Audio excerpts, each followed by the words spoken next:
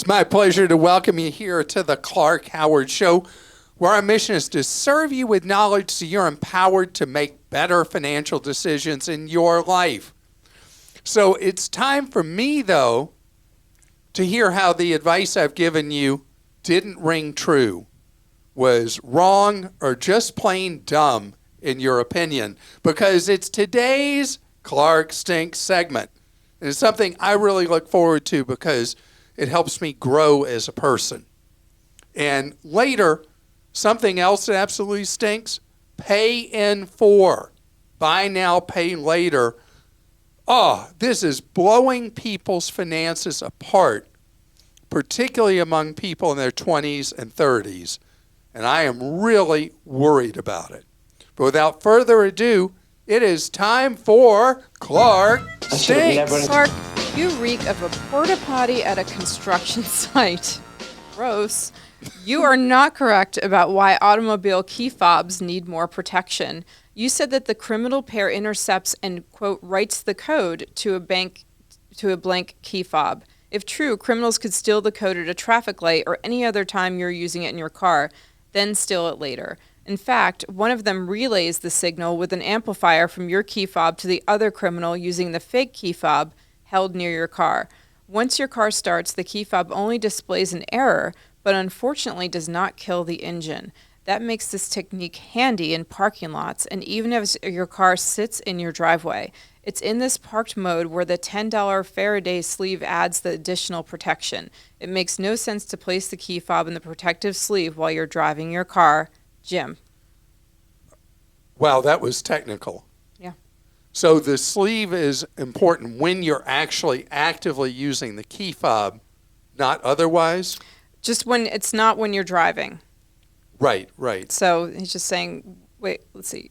It makes no sense to place the key fob in the protection sleeve while you're driving your car. So just when you're parking, when you're parked.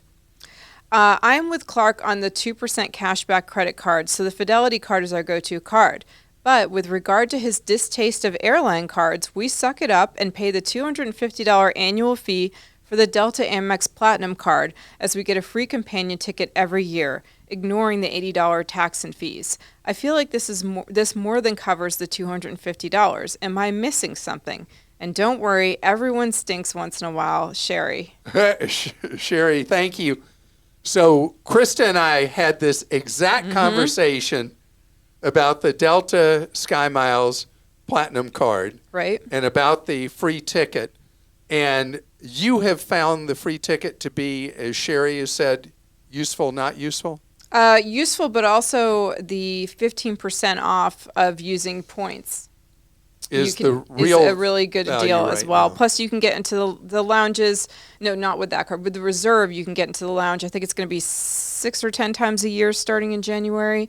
But the Platinum Delta card does not get you into the lounges. So it really is for her that she covers the $250 annual fee with the free ticket plus junk fees on that free ticket. And supposedly, I think you get upgraded quicker, depending on your status, than someone of the same status if you have that card.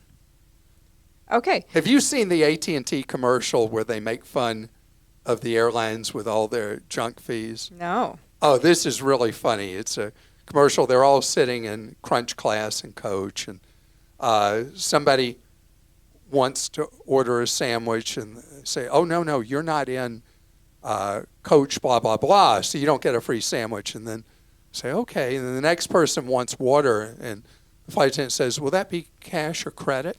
You know, well, we don't get water. No, you're not in blah, blah, blah class. I mean, the airlines play so many difficult games that comedians must have a blast doing stuff about the airlines. There are funny bits. Clark, you stink more than a still soggy, half-dried seaweed on the beach. A caller asked about going on a cruise solo and did not want to pay double since they were going alone. Yes, some cruise lines have extremely small inside single cabins for the solo traveler. I have sailed on 40 cruises over the years, many of those by myself. Not every cruise line charges double when you sail solo, or in cruise lingo, they add a 100% single supplemental. Most cruise lines will have some cruises with the single supplemental being less than 100%. I've paid as little as 15% extra for a lovely balcony room. Meaning, if the cruise was $1,000 per person, I paid $1,150 instead of $2,000.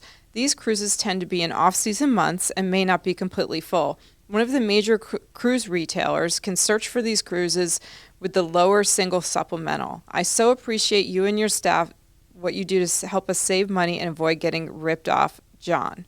John, thank you. And let's name that it's Okay. Vacations to Go. Vacations to Go, Because the number they two go. do have a tool Yeah. that allows you to search for deals on single supplement. The irony of this is after we had that pod where I took that question, NCL I talked about that has these micro cabins for single travelers. It's been so successful for them, they just announced they're expanding the number of cabins on their cruises that are for single travelers. So again, that's Vacations, the number 2 go. When a woman asked about her dental office needing her driver's license, you didn't really have an answer. This is likely due to regulations in many states requiring a photo ID for any prescription of a narcotic. Dentists often prescribe narcotics like codeine for dental pain or after a painful procedure, and the office probably wants it on file in case she needs one. I'm a nurse, and we cannot prescribe narcotics to anyone without a valid photo ID. And then also it's necessary sometimes to prevent insurance fraud, which I think you actually mentioned Yeah. when we had that. And this one's from Charlotte. Charlotte, thank you. I never thought about the controlled substances regulations and what doctors and dentists have to deal with that. I'm only familiar with it, as you mentioned in passing, what I talked about before, that because of insurance fraud, when you go to a doctor's office, they always want front and back of your driver's license or other government ID. Clark's views on the thrift savings plan smell a little bit old and musty. Ever since the transition to the new record keepers last year, the TSP has been a giant headache. The customer no service representatives are not knowledgeable or helpful with even the simplest problems. Participants have experienced significant delays getting money from loans and distributions. There's even a class action lawsuit because the delays have caused participants financial harm. To add insult to injury, the TSP also increased the expense ratios on the funds. The TSP is no longer the shining example it once was. Matthew. Matthew, I know I've been reading about this. One of the newspapers I read every day is the Washington Post, and they cover so much because so many of the workers in the Washington, D.C. area, I think 9% of federal workers in the country are in Washington, D.C., and I've been reading about this, and I just scratch my head. How in the world did the feds take something that was working so well and mess it up? And hopefully the TSP will be fixed and be back to being the absolute best retirement plan in America, bar none. Something smells a little ripe on this one. After hearing you gush about annualcreditreport.com, I rushed over to the site hoping to get some insight on my scores. Well, little did I know, and little did you mention, that your credit report does not include a score, and I needlessly gave this site and all 3 credit bureaus even more personal information. I know you've experienced with financial lingo, but some of your listeners may not know the difference between something like a credit report and a score. I think we'd all appreciate a little clarification next time. Isaac. Isaac, thank you. And if I neglected to say you only get a report once a week for free that does not include a score, that was a bad fail on my part. The good news is that credit scores are available to us routinely, wherever, for free, with most any credit card we carry on their app or on their website. And so you're able to see an approximation, depending on what scoring model they use, of your credit score whenever you want. The annual credit report thing is about you being able to see your full official report from each of the 3 bureaus once a week for nothing, no score included. And we have tons of information about freezing your credit, getting your credit score, getting your credit report on Clark.com. We've definitely covered that thoroughly. Hate the aftertaste odor that keeps on lasting. Must be a cheap deodorant knockoff, but really, It's a warehouse club deodorant I wear. I get why you bash payment checks, but there are specific reasons why I need to keep using them. So please help me find better ways to be safe rather than the only alternative being to never use them again. Why didn't you suggest high security checks? Are they safe and are they worth the extra expense? I appreciate your show. Thank you, David. David, thank you. I guess it's been about 3 months since we had a question about the security checks. So if you are a Costco member or a Sam's Club member, you can buy security checks very, very inexpensively that in theory are much more difficult for a criminal ring to wash the check and write in a new payee and new amounts. And I'm talking very inexpensive for these checks, like a fifth the cost of what they are from a bank and probably a fourth the cost of what they are from a credit union. This time around, Clark doesn't stink. The odious offender this time is Google. Krista mentioned Google Podcasts as an Android option. Like a lot of great Google products, Google is killing the app in favor of their lame YouTube music app. I've been using Podverse on Android. The app is also available on iOS and the web. It supports Podcasting 2.0, and this is open source. A lot of podcasters are dropping ads because one feature of Podcasting 2.0 allows listeners to boost in support instead. Kevin, thank you. Google, it's always been a knock on Google that they're so scattered, they're in so many different ventures that they'll be like, yeah, we don't think that's working for us. Bam, it's done. And no consistency with product offerings. Clark stinks because he mentioned that his watch was stolen at security in the airport, but he didn't tell us how this happened or how we can learn from his mistake so that we can protect ourselves. Lisa. All right, so Lisa, here's what happened. Picture it.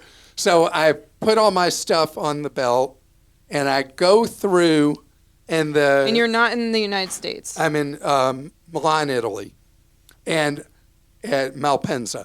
And I go through, and the thingy goes, eek. And so they then have me take my watch off. So I go back out, I put it in the bin with my suitcase, just loose. The other stuff I'd put into a pocket in my backpack, but it was already gone through. So I put the watch there. And then when I come through the other side, and it was my watch that had set off the thingy, and I get my suitcase, the watch isn't there anymore. It's gone. So somebody thought it was a really nice watch, I guess. Did you notice right away? Did you ask them to pull footage? What happened? So first of all, I don't speak Italian. So I went to an airport employee who called the manager and explained in Italian what happened. And she said, sorry, there's no watch there. Now, nobody had a chance to go look at anything. She just got the answer. There was no watch. But, these things happen. And you know what did happen?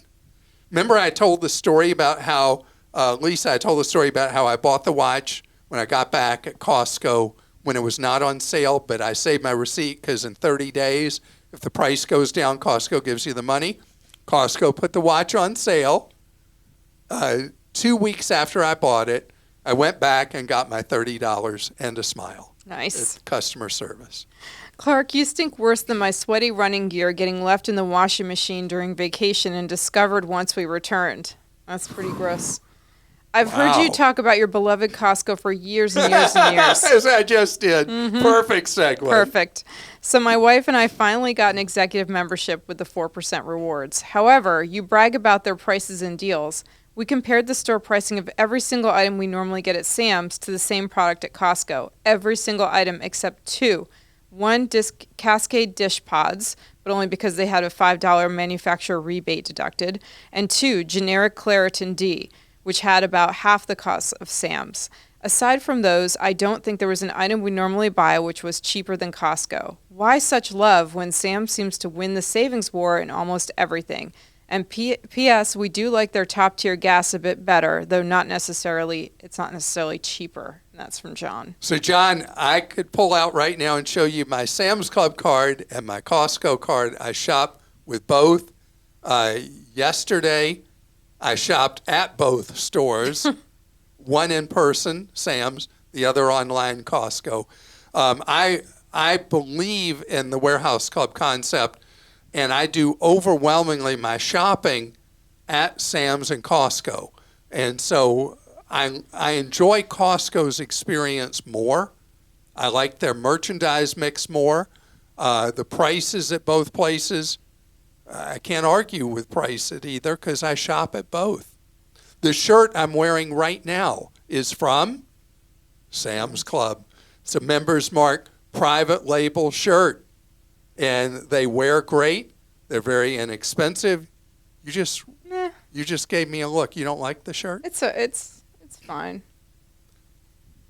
It's fine. It's fine. It's You are fine. It's such a casual. snob. It's kind of, You're such a snob, but I am I'm sorry. casual, right? Yes, no, you are. It's perfect. You're also wearing cargo shorts, which people can't really see. You wanna That's see- the Clark Those of you form. who watch the YouTube Yeah. version, you want to see my Cargo legs? shorts and running shoes. Yeah. That's the Clarkiform. The Clarkiform. It's not changed. For the people who watch the YouTube show, we should bring in the thing we have in there, the Oh, yeah. cardboard cutout of me. 25 years ago, I looked, other than looking younger, I was dressed like the same exact way that I am right now. And, oh, here it comes. Here's my buddy. Don't trip, Krista. Here I am. One of the TV stations. But your that shorts still were not airs me. cargo shorts. Your shorts were like Well, regular see, back shorts. then, I wore Nerd Alert 2 little flip Yeah. phones. This is like 25 years ago. And now we carry these big smartphones. And so I've got it in my pocket. That's why I have to do the cargo shorts. Well, thank So- you for submitting your Clark Stinks. Yes, absolutely. And so if you didn't even know we did the YouTube version of the podcast, now you know, and you can see the two of us if you watch the YouTube version instead of listening to the audio version. Okay, you're done, Clark. You can go away. Coming up ahead, we're going to talk about something that I've disliked from the minute it came out. Closed-minded I am, pay in four, and now it's blowing up on people. I'm going to tell you what you need to be aware of to protect your wallet. Seems everywhere you go, every store you go to, every website you go to that sells stuff, they're all pushing pay in four, pay in four, pay in four. These buy now, pay later services are a disaster for you. They are terrible. And why is everybody pushing them from buying an airline ticket to buying a blouse to buying whatever? They're all pushing them because they get people to spend money that they wouldn't spend otherwise. They get you to get in debt in ways you would not have otherwise. Pay in four is a trap. If you don't know what I'm talking about with pay in four, buy now, pay later, it's where you'll be offered the option at no cost to you, usually, to take the payment you would have been making right then and there, buying whatever at the website or buying in a physical store. And instead of paying it all right then, you pay it in 4 easy payments, typically over, could be a month, 6 weeks, at most 2 months. And again, no interest, right? That's the lure, that's the hook, that's to get you in. USA Today has reported recently that 40% of people now use pay in four, and of the people using it, 1/4 have already missed a payment just in the last month. In the last month. 1 in 4 of people doing pay in four have paid late fees. 1 in 4. There's a theme here. More than 1 in 4 have devastated their credit score by doing pay in four and not being able to make the payments. And just a little less than 1 in 4 now are on a first name basis with debt collectors. Pay in four is great for the merchant, a disaster for you. Avoid the temptation. Avoid it at all costs because it will cost you. The thing with pay in four is not, is it going to cost you? It's only when. It's going to hurt your credit reputation, hurt your wallet, get you into a thing with the debt collector, or get you to spend money you really can't afford to spend. I think enough said, because it's pretty clear that you're not going to hear me say, oh, I've got a great idea. Why don't you buy that Pay in 4? Not going to happen. Okay, you ready? Krista, that's like the shortest pod I've ever done, isn't it? Yeah, we call it a pod when Clark does the summary. That's info. That's insider info. Okay. Lisa in Massachusetts wrote in and said, I recently inherited my husband's substantial 401k after his death. I'm really sorry you lost your husband. I am 50 years old and plan to work for at least another 10 years. I have my own Roth 401k with my company and a rollover 401k with my husband's financial advisor. And I put the financial advisor company there for you. I would like to diversify a bit and put my husband's 401k with Vanguard or Fidelity. I have accounts with both. I want to put it in index funds. Would it make sense for me to do the Admiral shares with Vanguard, or do I just put money in an age-based index fund? Will they automatically reinvest my growth? Since I turned 50, I'm also going to start contributing the extra max to my existing Roth 401k, which is with Vanguard. So again, I'm really sorry about the loss of your husband. Second, right now you're with what I put as the second worst place you could possibly be, a bank-based brokerage operation. Her husband's with 401k, that old 401k. Tends to have very high fees, very high costs, and they generally will not operate as a fiduciary.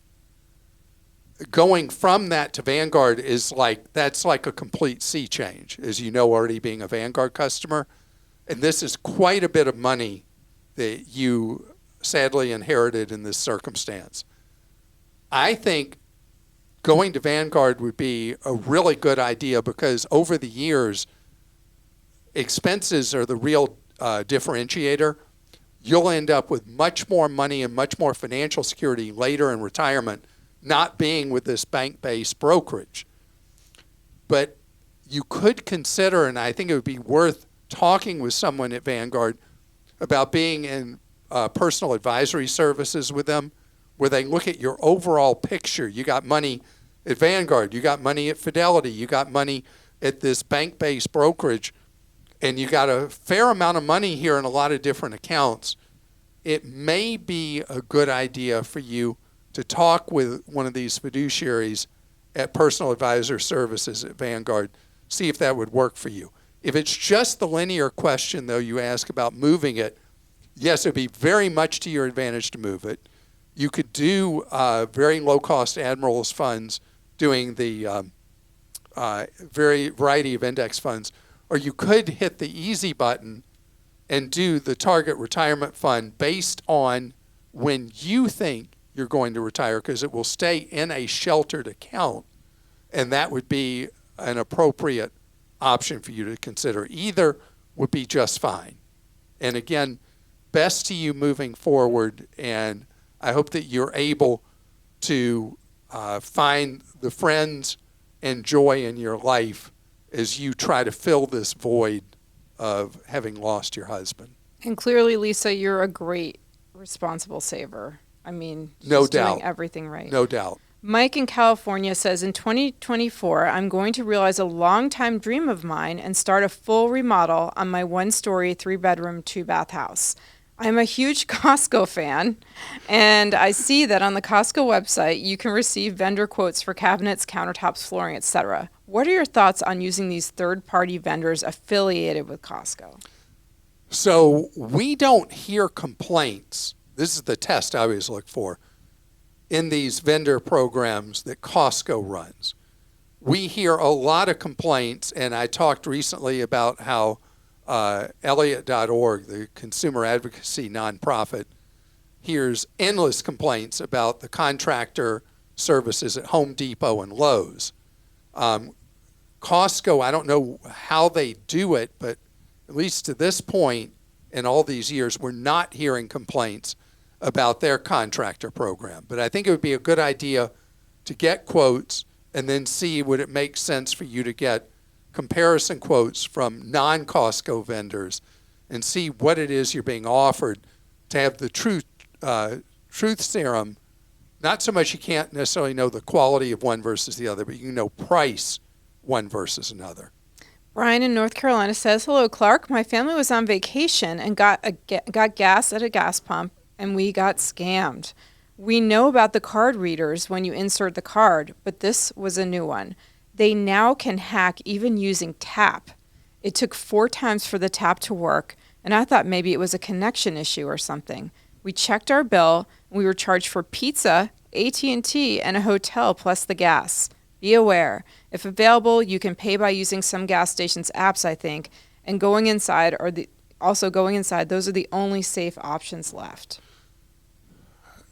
There's a security expert we use on data security in my TV work, and I'm going to pose this question to him about this because, Brian, this is a new one on me. I have never heard about a hack of Tap to Pay. Tap to Pay should have had a unique code generated each time, and I have no idea what the criminals may be doing. We may hear from somebody who's in data security after this to find out what is going on, but this is the first time ever we've had a complaint about Tap to Pay. Mark in California says, "You mentioned that you travel by looking for the deals, and you figure out why you're going. How do you decide where to go when there are so many deals? Do you default to the least expensive? Take into consideration variables like weather, political climate, etc. Also, what is your carry-on bag of choice? And P.S., like another listener reminded you, I too am looking forward to a time lapse of you researching your travel with 30 open browser windows." It is crazy the way I do it. So, what's that thing they talk about? People get easily distracted. Squirrel, squirrel, squirrel. I will see a deal, and I'm like, oh man. And I'll go in and say to my wife, all excited, "Honey, there's this great deal. This happened recently. There's this incredible deal to South Africa. Can we go?" And she said, "Yeah, when?" I said, well, she said, "We're already doing this and we're doing that, and we got holiday stuff and all that." And she just squashed my enthusiasm like a bug. But anyway, it's something I just get really excited about. And how do I decide? If it's a place that just sounds really exciting to me and it's a great deal, boom, I book and I go. And I think that, there are people who talk about how I'm a cure for insomnia listening to the podcast and they fall asleep. I think if people watched me do research for deals, that people might also fall asleep. No. A lot of it, though, is pretty dull, and it's... That's why it's a time lapse. Yeah. It'll be fun. We'll do it. We'll see how it goes. All right. Well, I appreciate all the wonderful questions, and earlier, all the Clark stinks. How many times did Costco come up today? Oh, I never answered the question what suitcase I use. Oh, yeah. It's a Sam's Club Members Mark suitcase. It is fantastic. I have 2 versions. I'm going on a trip right after we finish the podcast, and I'm using the smaller one, and so it has an outside compartment for my laptop and my noise cancel headphones, and then inside the clothes. And then I have the one for longer trips where I also carry a backpack that is the other Members Mark version, and they are just very durable, really, really great suitcases.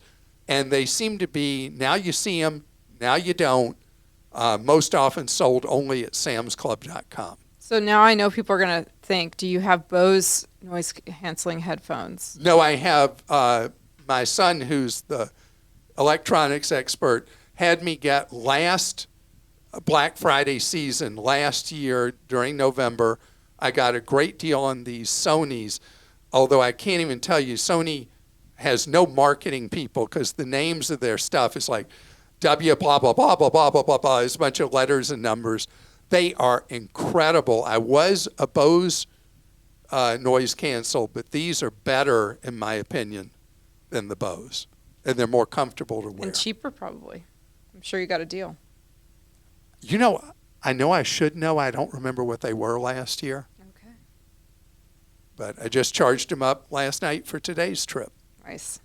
So I want to tell you how much I do, as I said, appreciate your questions, your beefs with me are really helpful to me.